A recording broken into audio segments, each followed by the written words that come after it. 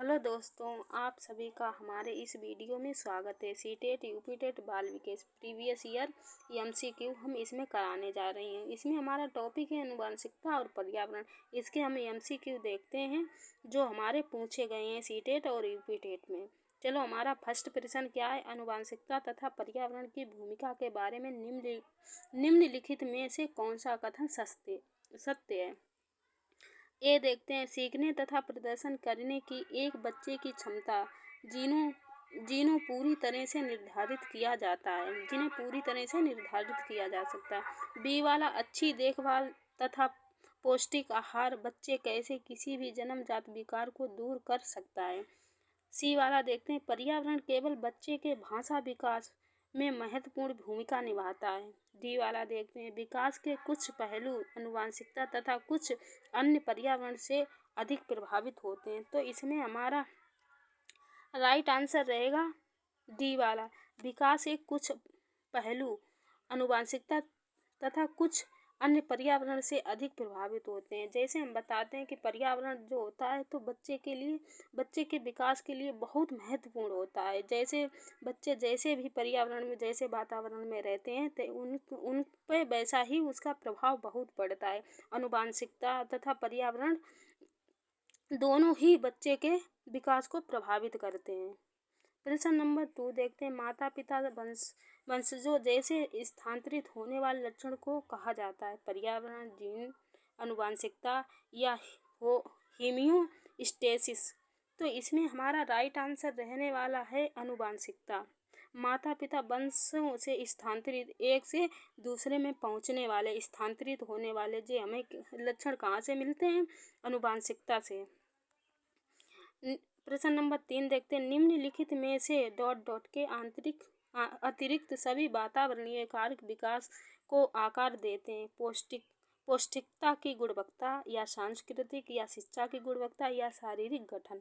तो इसमें हमारा राइट आंसर रहेगा शारीरिक गठन। अगर हम शरीर हमारा अच्छा स्वस्थ होगा तो इस शरीर का मतलब विकास पर बहुत अधिक प्रभाव पड़ता है। शारीरिक गठन सबसे अच्छा विकास के लिए एक महत्वपूर्ण है। प्रश्न नंबर 4 देखते हैं, आनुवंशिकता को सामाजिक संरचना माना जाता है? गौड़ या गत्यात्मक स्तर या प्राथमिक। तो इसमें हमारा राइट आंसर रहेगा स्तर। प्रश्न नंबर 5 देखते हैं, आनुवंशिकता को एक सामाजिक संरचना माना जाता है? प्राथमिक या द्वितीय या गतिक या स्थायिक। तो इसमें हमारा राइट आंसर रहेगा डी वाला, स्थायिक। प्रश्न नंबर 6 देखते हैं, मानवीय विकास में आनुवंशिकता एवं परिवेश की भूमिका के संदर्भ में निम्नलिखित में कौन सा कथन समुचित है? तो ये देखते हैं, परिवेश की भूमिका लगभग स्थिर सी रहती है जबकि आनुवंशिकता का प्रभाव परिवर्तित हो सकता है। बी वाला देखते हैं, व्यवहारवाद के सिद्धांत क्रिया मानवीय विकास में प्रकृति की भूमिका पर आधारित है। सी वाला देखते हैं, विकास के विभिन्न क्षेत्रों में आनुवंशिकता एवं परिवेश एक सापेक्षिक प्रभाव परिवर्तनशील है। डी वाला देखते हैं, भारत सरकार की विभेदात्मक सत्यपूर्वकता संबंधी नीति मानवीय विकास में प्रकृति की भूमिका पर आधारित है। तो इसमें हमारा राइट आंसर रहेगा सी वाला, विकास के विभिन्न क्षेत्रों में आनुवंशिकता एवं परिवेश के सापेक्षिक प्रभाव परिवर्तनशील है। विकास है आनुवंशिकता और परिवेश जैसा मिलेगा वैसा ही बच्चे का विकास होगा। तो इस विकास जो होता है परिवर्तनशील होता है। जैसे माहौल में रहेंगे बच्चे वैसे ही माहौल में वैसा ही ये सीखते हैं। प्रश्न नंबर 7 देखते हैं, निम्नलिखित में कौन सा कथन सत्य है? अनुभव मस्तिष्क के विकास को प्रभावित नहीं करता है? बी वाला देखते हैं, विद्यालयकरण का वृद्धि पर प्रभाव नहीं पड़ता है। सी वाला देखते हैं, आनुवंशिकता बुनावट व्यक्ति की परिवेश की गुणवत्ता के प्रति प्रचुरात्मक को प्रभावित करती है।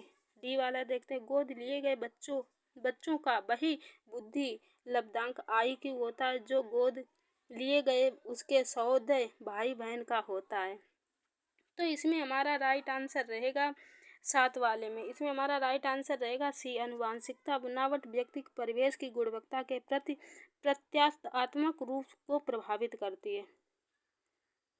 तो जैसे गुणवत्ता जो बनावटी होती है, परिवेश परिवेश का बहुत महत्व रखती है। जैसे परिवेश होता है वैसे ही बच्चे बनते हैं, वैसे उन पर प्रभाव पड़ता है। प्रश्न नंबर 8 देखते हैं। एक प्रासामान्य 12 वर्ष की उम्र के बच्चे में सबसे अधिक होना संभव है। ए वाला कुल प्रेरक संविनय में कठिनाई, बी वाला वयस्कों को खुश करने के बारे में दुश्चिंता की अनुभूति, सी अब और यहाँ में उसकी रुचियों को सीमित करना, डी वाला समकक्षी के अनुमोदन के लिए बेचैनी। तो इसमें हमारा राइट आंसर रहेगा डी वाला, समकक्षी के अनुमोदन के लिए बेचैनी। 12 वर्ष के बच्चे होते हैं समकक्षी, अपने साथियों के प्रति बेचैनी होती है।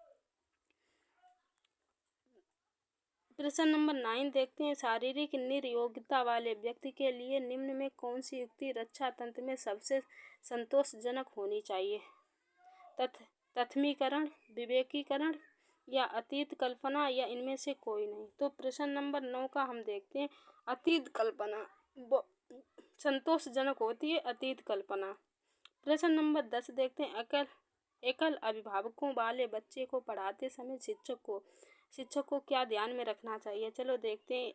ए वाला, इस प्रकार के बच्चे साथ भिन्न प्रकार से व्यवहार करना चाहिए। बी वाला देखते हैं। ऐसे बच्चों को कम गृह कार्य देना चाहिए। सी वाला देखते हैं। स्तर और एक रूप वातावरण उपलब्ध कराना चाहिए। डी वाला देखते हैं। इस तत्व को अनदेखा करना चाहिए और बच्चे के साथ अन्य बच्चों के समान व्यवहार करना चाहिए। तो इसमें हमारा राइट आंसर रहेगा इस तत्व को अनदेखा करना चाहिए और बच्चे के साथ अन्य बच्चों के समान व्यवहार करना चाहिए। प्रश्न नंबर 11, निम्नलिखित को सुमेलित कीजिए। प्रश्न A, Republic, John Dewey, Emile and education, Dayanand Saraswati, the school and society, Plato, संध विद्या, रूसो। तो इसमें हमारा राइट आंसर कौन सा रहेगा? 11 का ए वाला, रिपब्लिक किसकी थी? प्लेटो। रिपब्लिक प्लेटो और एमिल एंड एजुकेशन, इसका फोर्थ होगा Rousseau. The school and society, इसका फर्स्ट होगा John Dewey. The school and society, John Dewey, संध्या विधि, दयानंद सरस्वती, 2 वाला। तो इसमें हमारा राइट आंसर रहेगा ये।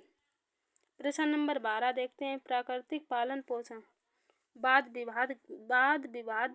विवाद के संदर्भ में निम्नलिखित कथनों में कौन सा आपके उपयुक्त प्रतीत होता है? तो हमारा इसमें देखते हैं। एक बच्चा एक खाली स्लेट के समान होता है जिसका चरित्र परिवेश के द्वारा किसी भी आकार में ढाला जा सकता है।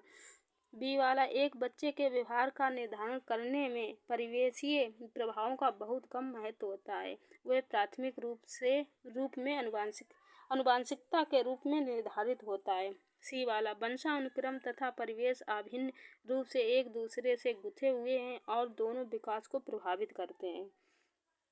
डी वाला देखते हैं। बच्चे आनुवंशिक रूप से उस तरफ प्रवृत्त होते हैं जिस तरफ होना चाहिए। इनमें कोई फर्क नहीं पड़ता है कि वे किस प्रकार के परिवेश में पल बढ़ रहे हैं। तो इसमें हमारा राइट आंसर रहेगा सी वाला, वंशानुक्रम तथा परिवेश अभिन्न रूप से एक दूसरे से गुथे हुए और दोनों विकास को प्रभावित करते। वंशानुक्रम और परिवेश मतलब पर्यावरण बच्चे के विकास के लिए बहुत महत्वपूर्ण है।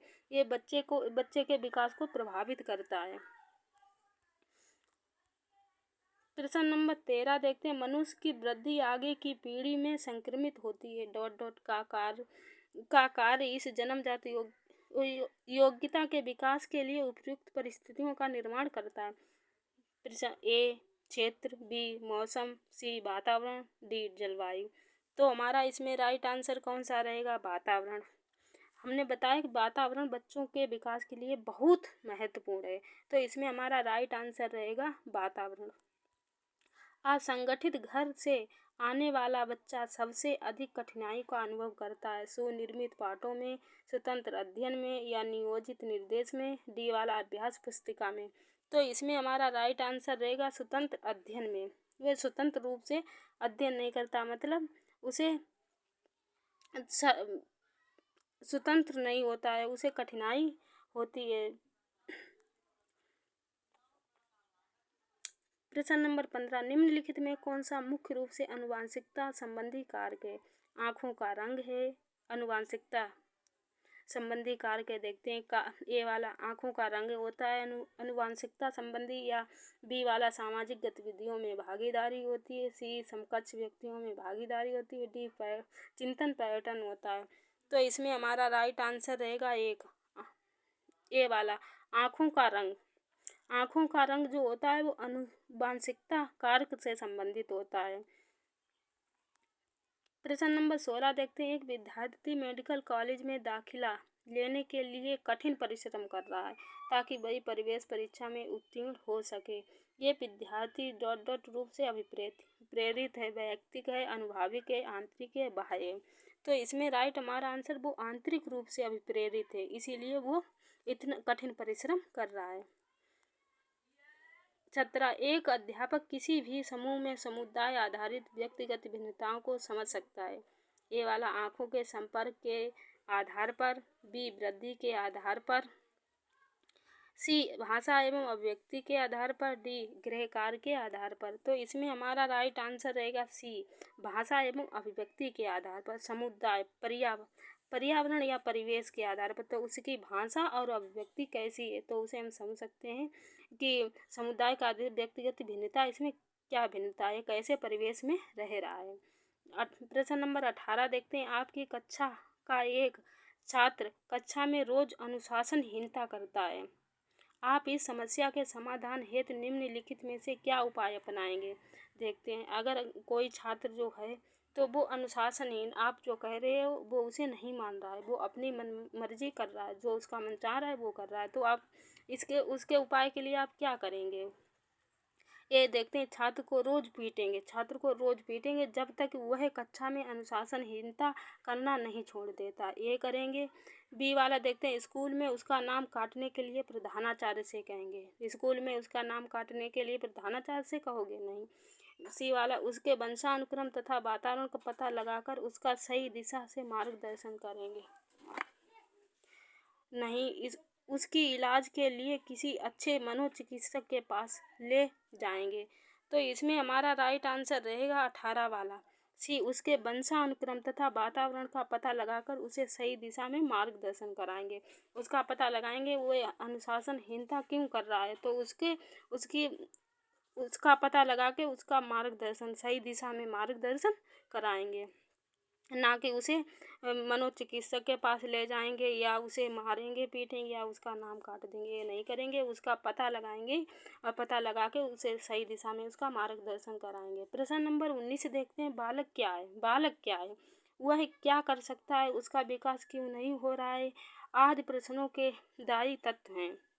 प्रश्न ये देखते हैं, वातावरण अनुक्रम, बी वातावरण, सी वाला ए और बी दोनों हैं, डी वाला इनमें से कोई नहीं। तो इसमें हमारा राइट आंसर रहेगा सी वाला, ए और बी दोनों। इसमें वंशानुक्रम भी हो सकता है और वातावरण, दोनों सही है। बालक में वंशानुक्रम और वातावरण, इसका राइट आंसर है सी।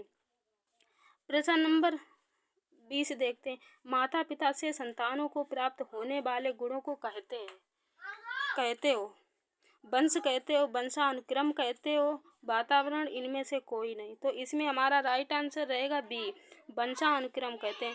माता पिता से संतानों को प्राप्त होने वाले गुणों को कहते हैं वंशानुक्रम, बी वाला। प्रश्न नंबर 21 देखते हैं, वंशानुक्रम अनुवांशिकता के मूल संवाहक माने जाते हैं, प्रोटीन या विटामिन या जीन्स या कार्बोहाइड्रेट। तो इसमें हमारा राइट आंसर है जीन्स जो होते हैं वे अनुवांशिकता के मूल संवाहक माने जाते हैं। प्रश्न नंबर 22 देखते हैं, वंशानुक्रम व्यक्ति की जन्मजात विशेषताओं का पूर्ण योग्य अग्रलिखित में से किसका कथन है? बी एन झा का, एच ए पेटरसन का, जीन पियाजे का, ड्रेवर का। तो इसमें हमारा राइट आंसर रहेगा ए, बी एन झा का। इसमें हमारा right answer B N Jha रहेगा। तो यहाँ पे हमारा वीडियो समाप्त होता है। चलो मिलते हैं न्यू वीडियो, नए न्यू टॉपिक के साथ।